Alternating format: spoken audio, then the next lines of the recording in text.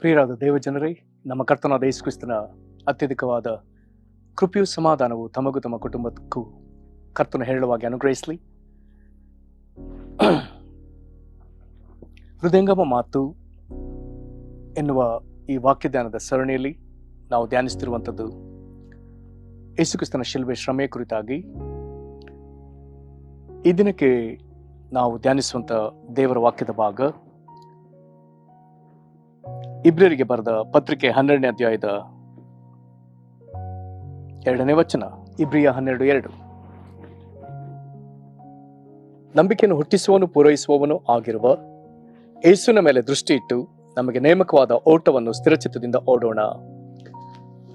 ಆತನು ತನ್ನ ಮುಂದೆ ಇಟ್ಟಿದ್ದ ಸಂತೋಷಕ್ಕೋಸ್ಕರ ಅವಮಾನವನ್ನು ಅಲಕ್ಷ್ಯ ಮಾಡಿ ಶಿಲುಬೆ ಮರಣವನ್ನು ಸಹಿಸಿಕೊಂಡು ದೇವರ ಸಿಂಹಾಸನದ ಬಲಗಡೆಯಲ್ಲಿ ಆಸನಾರೂಢನಾಗಿದ್ದಾನೆ. ಈ ವಾಕ್ಯಗಳನ್ನ ಗ್ರಹಿಸುವುದಕ್ಕೆ ದೇವರ ಆತ್ಮ ನಮ್ಮನ್ನು ಬಲಪಡಿಸಲಿ, ಆತನು ತಾನೇ ನಮಗೆ ಬೋಧಿಸಲಿ. ಕರ್ತನು ನಮ್ಮ ಮನೋನೇತ್ರಗಳನ್ನ ಬೆಳಗಿಸಿ ನಮಗೆ ತನ್ನ ಜ್ಞಾನವುಳ್ಳ ಆತ್ಮನ ಅನುಗ್ರಹಿಸಲಿ. ಯೇಸು ಕ್ರಿಸ್ತನ ಕುರಿತು, ಆತನ ಶಿಲುಬೆಯ ಶ್ರಮೆಯ ಕುರಿತು, ಅದರ ಲಾಭದ ಕುರಿತು ದೇವರು ನಮಗೆ ದಿನದಿಂದ ದಿನಕ್ಕೆ ಹೆಚ್ಚಾದ ಅರಿವನ್ನ, ಪರಿಜ್ಞಾನವನ್ನು ಒದಗಿಸಲಿ. ಈ ದಿನ ನಾವು ಓದಿದ ವಾಕ್ಯ ಭಾಗವನ್ನು ಗಮನಿಸಿದ್ರೆ ಇದು ನಮ್ಮನ್ನ ಉತ್ತೇಜಿಸುವಂತ ವಚನವಾಗಿದೆ. ಇದರಲ್ಲಿ ಈ ವಾಕ್ಯದ ಪ್ರಕಾರ ದೇವರು ನಮಗೆ ಒಂದು ಓಟವನ್ನ ನೇಮಿಸಿದ್ದಾನೆ. ನಾವು ದೇವರಿಗಾಗಿ ಓಡುವ ಓಟ ನಮ್ಮ ಮುಂದಿದೆ. ಪ್ರತಿಯೊಬ್ಬರು ದೇವರಿಗಾಗಿ ಓಡುವ ಓಟ ಎಂಬುದಾಗಿ ಹೇಳಿದ್ರೆ, ದೇವರಿಗಾಗಿ ನಾವು ನೆರವೇರಿಸಬೇಕಾದ ಜವಾಬ್ದಾರಿ ನಮ್ಮ ಒಬ್ಬೊಬ್ಬರಿಗೂ ಕೊಡಲ್ಪಟ್ಟದೆ. ಹಾಗಾದ್ರೆ ಆ ಓಟವನ್ನ ಹೇಗೆ ನಾವು ಓಡಿ ಪೂರೈಸುವುದು ಎನ್ನುವುದಕ್ಕೆ ಇಲ್ಲಿ ಅನೇಕ ಉತ್ತೇಜನ ಕೊಡುವಂತ ಮಾತುಗಳಿದೆ. ಒಂದು, ನಮ್ಮ ದೃಷ್ಟಿ ನಮ್ಮ ಕರ್ತನಾದ ಯೇಸು ಕ್ರಿಸ್ತನ ಮೇಲೆ ಇರಬೇಕು. ಕಾರಣ ನಾವು ದೇವರಿಗಾಗಿ ದೇವರು ನಮಗೆ ಕೊಟ್ಟ ದರ್ಶನ, ಜವಾಬ್ದಾರಿ, ಅದನ್ನು ನಾವು ಆರಂಭಿಸುವುದಕ್ಕೆ ನಮಗೆ ನಂಬಿಕೆ ಅವಶ್ಯ. ಅದಕ್ಕೆ ನಮಗೆ ಒಂದು ತಕ್ಕ ದೃಷ್ಟಿ ಅವಶ್ಯ. ಹಾಗಾಗಿ ನಮ್ಮ ದೃಷ್ಟಿಯನ್ನು ಯೇಸುವಿನ ಮೇಲೆ ಇಡಬೇಕು. ಕಾರಣ ಯೇಸು ಕ್ರಿಸ್ತನ ಯಾರು? ಆತನು ನಮ್ಮೊಳಗೆ ನಾವು ಮಾಡಬೇಕಾದ ಜವಾಬ್ದಾರಿಗಾಗಿ ನಮ್ಮೊಳಗೆ ನಂಬಿಕೆಯನ್ನು ಹುಟ್ಟಿಸುವನು ಮತ್ತು ಆತನು ಪೂರೈಸುವನಾಗಿದ್ದಾನೆ. ಈ ಯೇಸು ಈತನು ಸಹ ತನಗೆ ನೇಮಕವಾದ ಓಟವನ್ನ ಓಡಿ ಪೂರೈಸಿದ್ದಾನೆ. ಸಾಧಾರಣ ಓಟದ ಸ್ಪರ್ಧೆ ಇರುವುದಾದರೆ ಅದರ ಅಂತ್ಯದಲ್ಲಿ ತಕ್ಕ ಬಿರುದು ಸಹ ಉಂಟು ಅಥವಾ ತಕ್ಕ ಮಾನ ಉಂಟು. ಇಲ್ಲಿ ಯೇಸು ಕ್ರಿಸ್ತನಿಗೆ ಈ ಓಟ, ನೇಮಕವಾದ ಓಟವು, ಆತನಿಗೆ ಸಿಕ್ಕ ಸನ್ಮಾನವು, ಇದರ ಕುರಿತಾಗಿ ನಾವು ಇಲ್ಲಿ ನೋಡ್ತೇವೆ. ಯೇಸು ಕ್ರಿಸ್ತನ ಮುಂದೆ ನೇಮಕವಾದ ಓಟ ಇದು ಶಿಲುಬೆಯ ಶಿಕ್ಷೆ. ಇಲ್ಲಿ ಈತನು ಅನೇಕ ಹಿಂಸೆಯನ್ನ ಸಹಿಸಬೇಕಾಗ್ತದೆ. ಇಲ್ಲಿ ಈತನು ಅನೇಕ ಅವಮಾನವನ್ನ ಸಹಿಸಿಕೊಳ್ಳಬೇಕಾಗ್ತದೆ, ಅವುಗಳನ್ನ ಅನುಭವಿಸಲೇಬೇಕಾಗ್ತದೆ. ಇದಕ್ಕಾಗಿಯೇ ಈತನು ಭೂಮಿಗೆ ಬಂದದ್ದು. ಹೀಗೆ ದೇವರು ಆತನಿಗೆ ನೇಮಿಸಿದ ಈ ಒಂದು ಶಿಲುಬೆ ಶಿಕ್ಷೆ, ಈ ಪರಿಶ್ರಮ, ಅವಮಾನ, ಇವೆಲ್ಲವನ್ನ ಆತನು ತಾಳಿಕೊಂಡ ಮೇಲೆ ದೇವರು ಆತನನ್ನು ಹಾಗೆ ಬಿಡಲಿಲ್ಲ.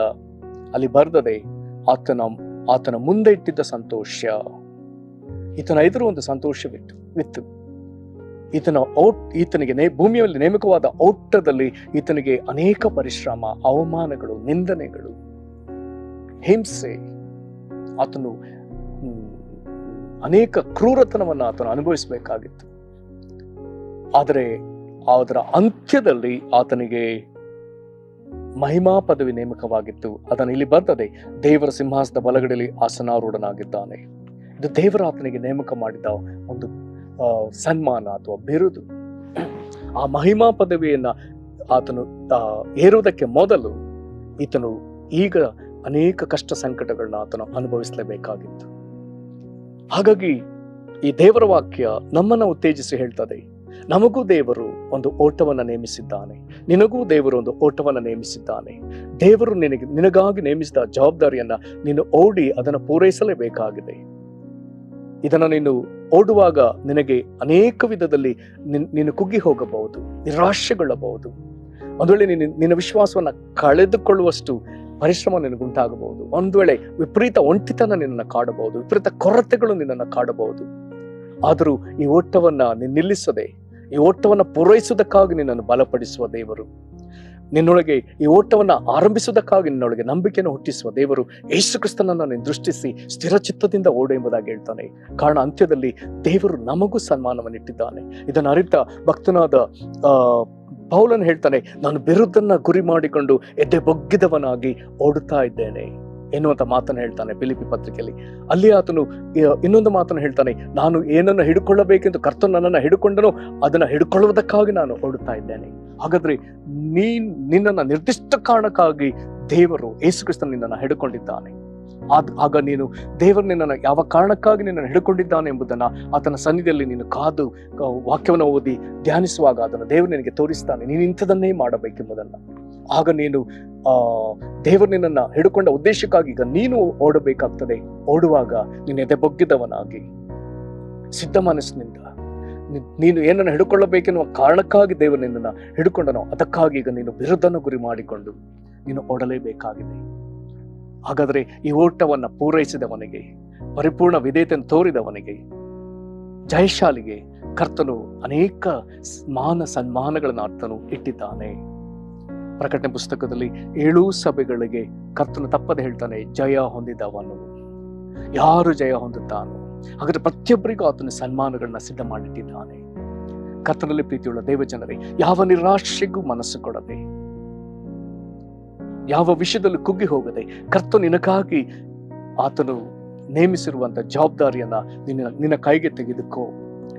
ಅದನ್ನ ಯೇಸು ಕ್ರಿಸ್ತನನ್ನ ದೃಷ್ಟಿಸುತ್ತಲೇ ಆ ಓಟವನ್ನ ಓಡಿ ಅದನ್ನು ಪೂರೈಸಿ ನೀನು ಜಯಶಾಲಿಯಾಗು. ಜಯಶಾಲಿಗಾಗಿ ಪರಲೋಕವು ಕಾದಿದೆ. ಅವನನ್ನು ಸನ್ಮಾನಿಸುವುದಕ್ಕಾಗಿ ಯೇಸು ಕ್ರಿಸ್ತನು ಈಗ ಸನ್ಮಾನ ಹೊಂದಿದ್ದಾನೆ. ಪೇತ್ರನು ಹೇಳ್ತಾನೆ, ಯೇಸು ಮಹಿಮಾ ಪದವಿಯಲ್ಲಿ ಇದ್ದಾನೆಂಬುದಕ್ಕೆ ಆತನು ಭೂಮಿ ಮೇಲೆ ಗುರುತು ಹೇಳ್ತಾನೆ. ಯೇಸು ಮಹಿಮಾ ಪದವಿಯನ್ನ ಹೊಂದಿ ಆತನು ಈಗ ಪವಿತ್ರಾತ್ಮ ವರವನ್ನ ಭೂಮಿ ಮೇಲೆ ಆತನು ಕಳಿಸಿದ್ದಾನೆ.